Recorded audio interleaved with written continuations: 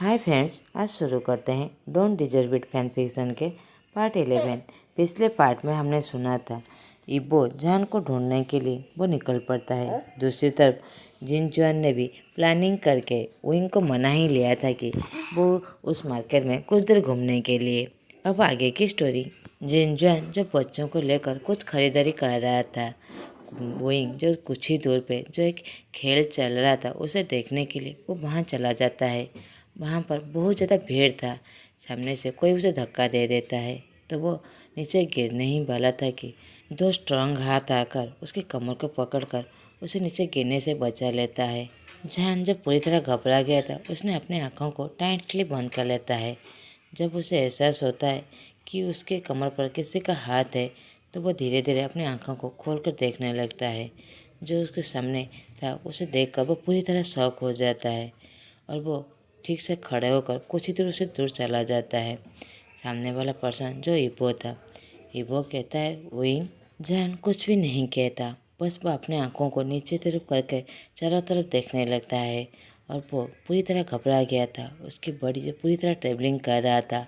इबो उसकी तरफ आगे आगे धीरे धीरे बढ़ने लगता है, मगर जैन जैसे ही उसे एहसास होता है कि एक कदम उसके आगे तरफ आ रहा है तो वो पीछे की तरफ जाने लगता है।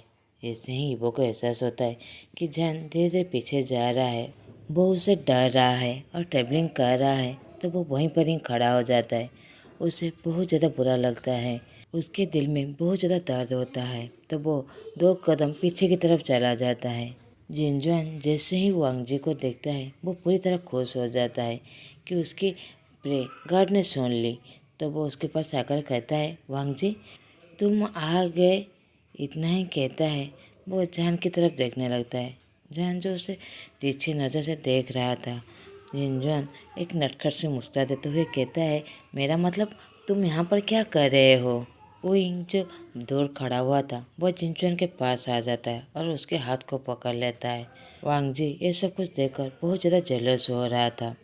वो स्ट्रेटली कह देता है मैं विंग से माफ़ी मांगना चाहता हूँ और उन दोनों को तरफ ग्लेयर देने लगता है। बच्चे जो कुछ ही दूर में खड़े हुए थे, जैसे ही वो वांग जी को देखते हैं दोनों दौड़ के आकर वांग जी के दोनों पैरों को पकड़ लेते हैं। अब वो अपने दोनों बच्चों की तरफ देखने लगता है, प्यार से उन दोनों के बालों को सहलाने लगता है और थोड़ा सा नीचे की बैठते हुए दोनों बच्चों को गालों को सहलाते हुए दोनों के फोrehead पर एक प्यारा सा किस देता है और दोनों बच्चों को अपने गले लगा लेता है।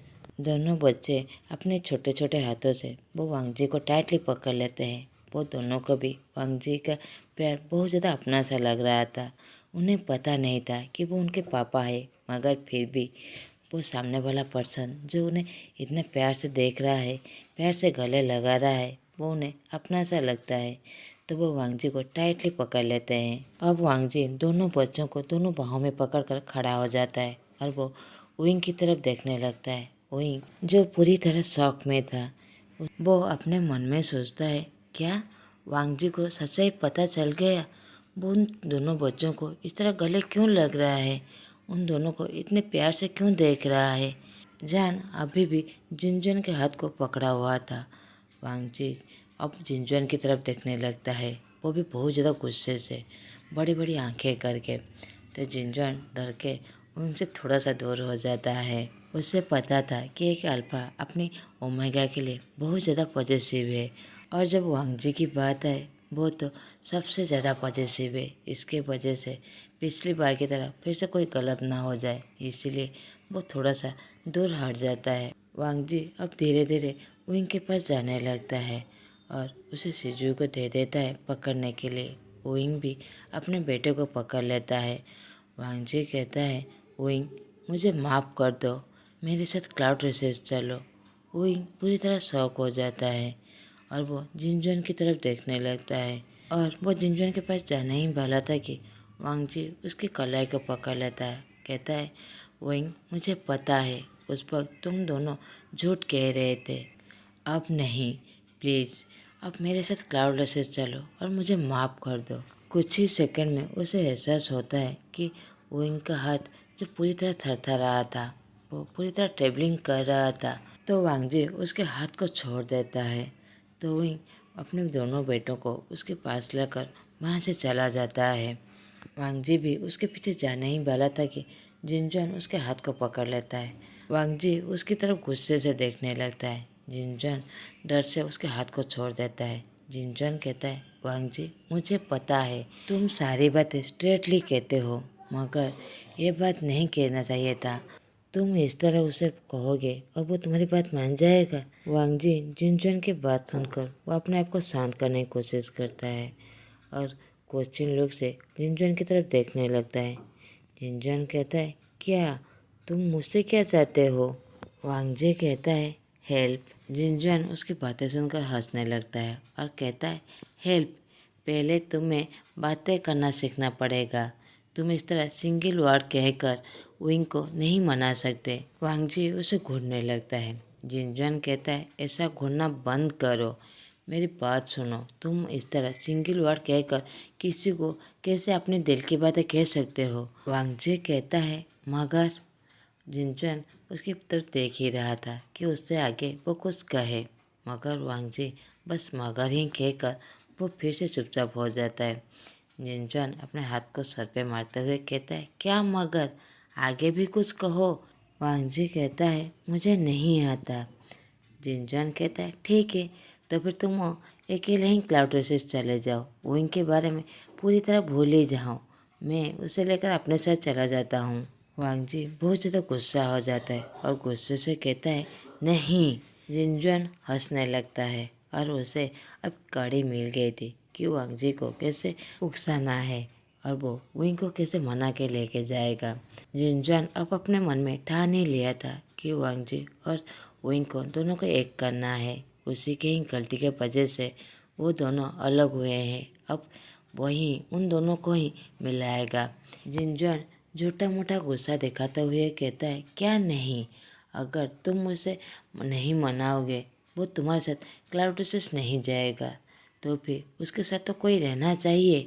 वो एक ओमेगा है, अकेला कैसे रह सकता है? फिर दोनों छोटे छोटे बच्चों को लेकर, इसीलिए मैं ही उसके साथ रह जाऊंगा। अब वांग जी बहुत ज़्यादा गुस्सा हो जाता है और वो अपने बीचन को टाइटली पकड़ लेता है और दूसरे हाथ से अपनी मुट्ठी टाइट कर लेता है, इतनी ज़्यादा जैसे उसकी मुट्ठियों से अब खून निकलने वाला हो। ये सब कुछ जो जिनजुआन देख रहा था, जिनजुआन को पता था कि ये सब कुछ उसके ऊपर ही भारी पड़ने वाला है, क्योंकि वांग जी उसे बहुत ज़्यादा ताकतवर है। वो बेस्ट कल्टीवेटर है और सेकेंड लैन है।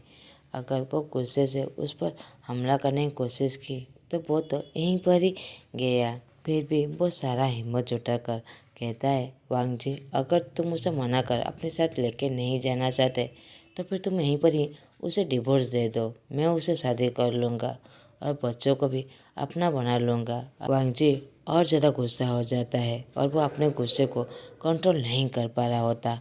वो गुस्से से अपने बेचन को और टाइटली पकड़ लेता है और बड़ी बड़ी आंखों करके जिनजुआन की तरफ देखने लगता है। उसकी आंखें अब पूरी तरह रेड हो गया था। जैसे ही जिनजुआन देखता है वो अभी ट्रेवलिंग करने लगा था। वो अपने आप को संभालते हुए कहता है, वांग जी अगर तुम ये सब कुछ नहीं चाहते तो फिर तुम विंग के पास जाओ, उसे मनाओ। वांग जी जिनजुआन की बातें सुनकर वो वहाँ से जाने ही वाला था कि फिर से जिनजुआन उसके हाथ को पकड़कर उसे रोक लेता है। वांग जी उसे गुस्से से देखने लगता है। जिनजुआन कहता है, वांग जी इतनी गुस्से से उसके पास मत जाओ। तुम गुस्से से जाओगे तो उसे मनाने के बदले वो और ज़्यादा तुमसे डरने लगेगा।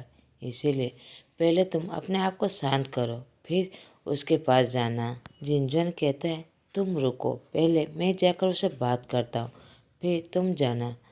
वांग जी कहता है, नहीं। जिनजुआन सहाय करते हुए कहता है, वांग जी विंग और मेरा ऐसा कोई भी रिश्ता नहीं है। मैं उसे अपना छोटे भाई की तरह देखता हूँ। मानता हूँ उस वक्त जो हमने किया था वो गलत था, मगर मेरी बातों पर भरोसा करो। उससे पहले मैं कभी भी विंग से पहले नहीं देखा था या फिर उसे नहीं मिला था।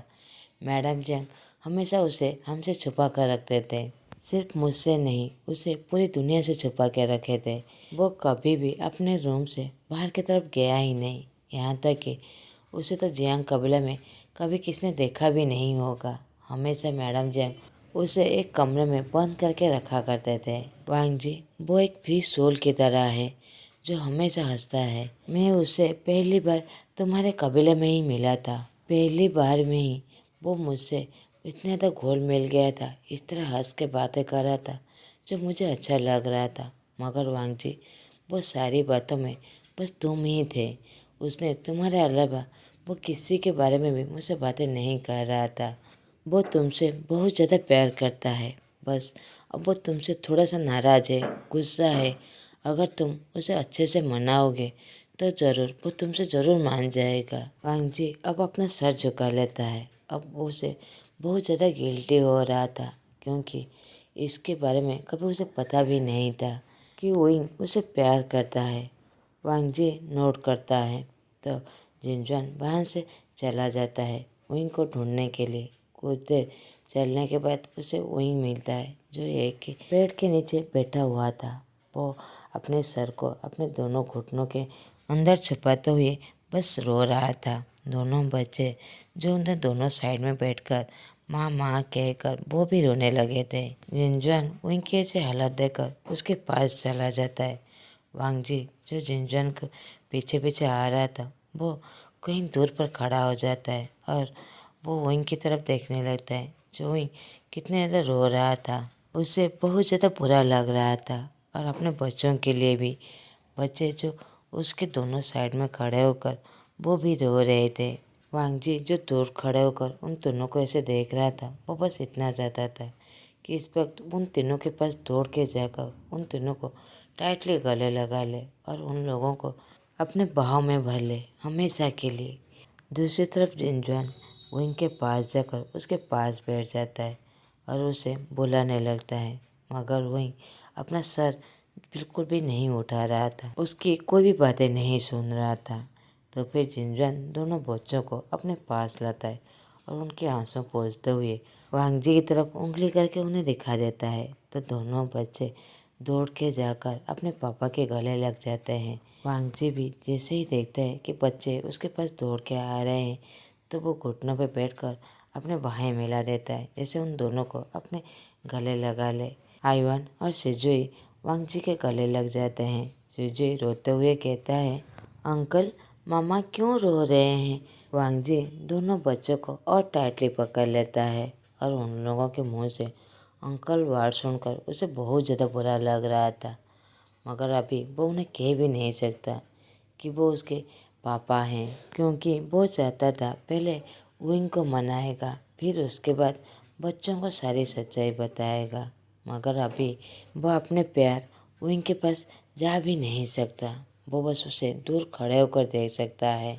दूसरी तरफ जिनजुआन और विंग जो बस रो ही जा रहा था। जिनजुआन कुछ भी नहीं कहता, बस उसके पास बस बैठा ही रहता है। वो इंतज़ार करता है कि विंग का रोना कब बंद होगा। कुछ देर बाद विंग अपने आप को शांत करता है, मगर अभी भी उसकी आंखों से आंसू आ रहा था। वो जिनजुआन की तरफ देखने लगता है। जिनजुआन कहता है, विंग अब तुम ठीक हो? अब तुम्हें ठीक लग रहा है? विंग उसकी तरफ देख रहा था मगर कुछ भी नहीं कह रहा था। मन में सोचता है क्या ठीक होगा, अब वांग जी को सारी सच्चाई पता चल चुका है। इसका मतलब सभी को पता चल चुका है कि वो उन सबको झूठ कह रहा था। अब वांग जी और लान कुरेन उसके बच्चों को उसे छीन के ले जाएंगे। वो अपने बच्चों के बगैर नहीं जी सकता। जिनजुआन कहता है, विंग क्या हुआ, तुम कहाँ खो गए? विंग कुछ भी नहीं कहता, वो नीचे की तरफ देखने लगता है। जिनजुआन कहता है, विंग क्या हुआ? विंग रोते हुए कहता है, मैं अपने बच्चों को किसी को ले जाने नहीं दूंगा, मुझसे छीनने किसी को नहीं दूंगा। वो बच्चे मेरे हैं, मेरे हैं, मैं किसी को नहीं दूंगा। वो ऐसे ही बड़बड़ा ही जा रहा था।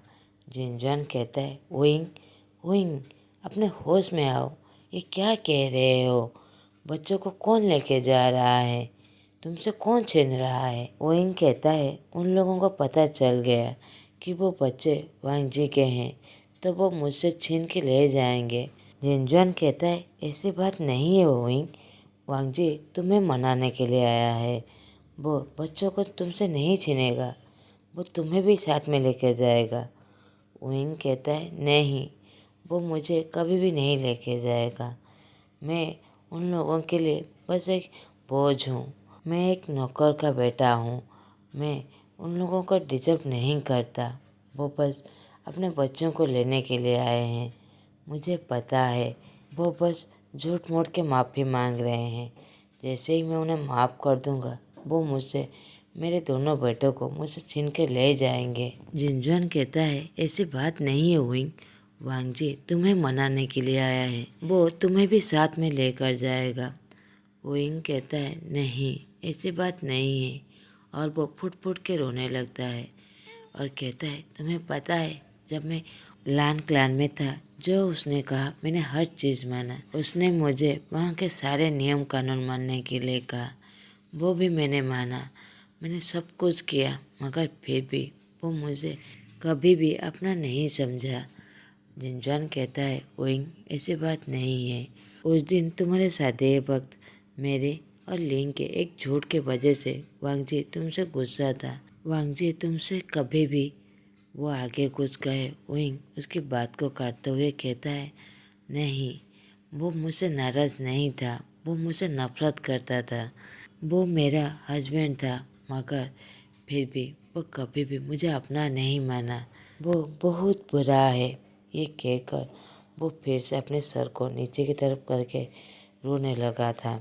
वो मुझे कभी भी अपना वाइफ नहीं माना। वो मेरे साथ, वो इतना ही कहता है, वो आगे कुछ भी नहीं कहता। वो अपनी सर को घुटनों के नीचे छुपाकर वो फिर से रोने लगा था। जिनजुआन कहता है विंग उसे माफ़ कर दो, वो इसके लिए बहुत सज़ा भुगत चुका है। तुम्हें कहा था ना उसे उस दिन उसके अंकल ने उसे 300 कोड़े दिए थे। विंग कहता है हाँ, मगर वो इसलिए नहीं उसे मिला था कि उसने अपनी वाइफ के साथ कुछ गलत किया है। वो इसलिए क्योंकि अपने लान क्लान के नियम कानून के खिलाफ उसने गया था, इसीलिए वो अपने अंकल के सामने इस तरह सेमलेस बातें कर पाया। और आज भी वो मुझसे नहीं मिलने आया है, वो बस अपने बच्चों के लिए यहाँ पर आया है। वांग जी जो दूर खड़े होकर उसकी सारी बातें सुन रहा था, उसे बहुत बुरा लग रहा था। उसके दिल में बहुत ज़्यादा दर्द हो रहा था। वो दोनों बच्चों को लेकर विंग के पास जाता है और बच्चों को विंग के पास छोड़ते हुए कहता है नहीं विंग, अगर तुम नहीं तो बच्चे नहीं। आज का पार्ट मैं यहीं पर ही ख़त्म करता हूँ। अब आगे देखेंगे कि वांग जी विंग को मनाने के लिए क्या क्या करता है। आप लोगों को मेरा एक्सप्लेनेशन अच्छा लगे तो प्लीज़ लाइक, कमेंट और सब्सक्राइब कर दीजिएगा। Thanks for watching.